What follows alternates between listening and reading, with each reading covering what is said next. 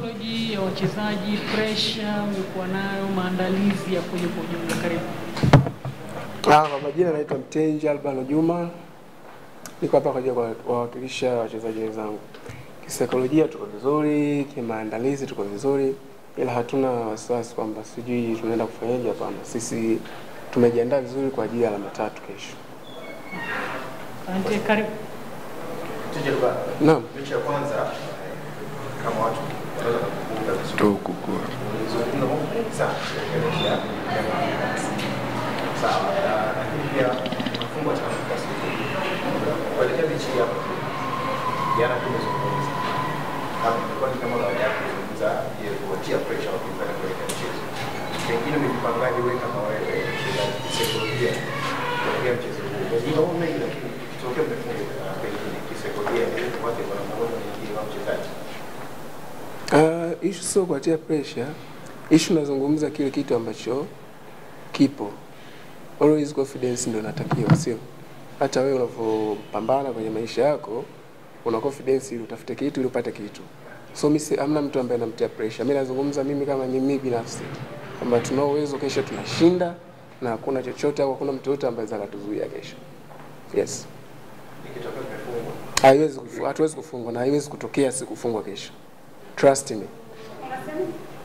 Hatuwezi kufungwa na haiwezi kutokea kesho sisi tupoteze mchezo. Kwa nini unajiamini?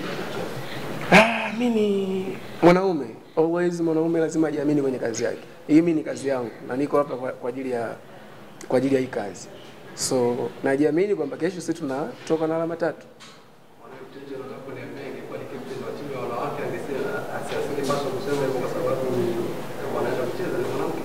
Hapana. Wewe unazungumza kwamba issue ya mpira si mchezo wa wanaume na wanawake, lakini niko hapa kwa ajili ya mpira ni wa wanaume.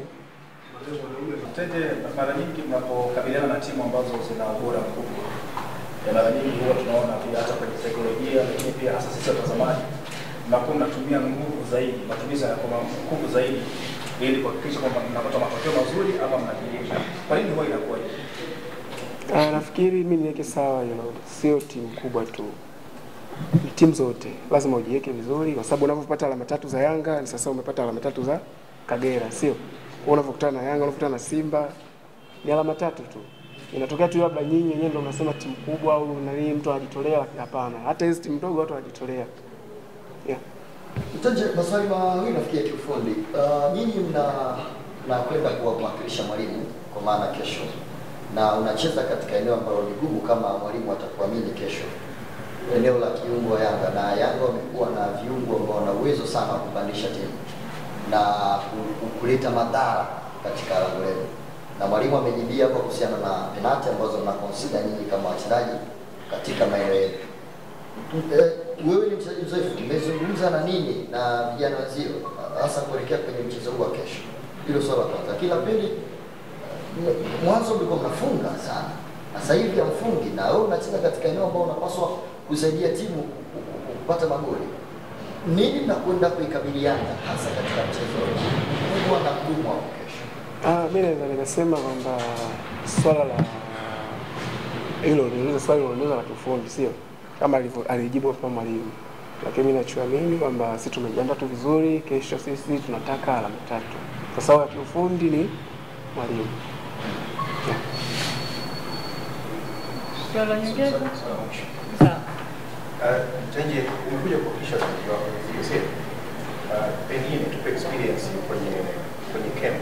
Sasa hivi umetoka Yanga, lakini tutarejea pia wachezaji wenzako collective as a group wanazungumza nini pengine kuelekea mchezo wa kesho ili mimi nafikiri concentration ya wachezaji iko vizuri na mazungumzo ni mazuri, hakuna mazungumzo mabaya, sijui kupania, sijui kufanyaje. Hapana, sisi kesho tunaenda kuenjoy mpira, sisi kesho tunaenda kuvuna alama 3. Yaani wewe niamini mimi ninapokuambia.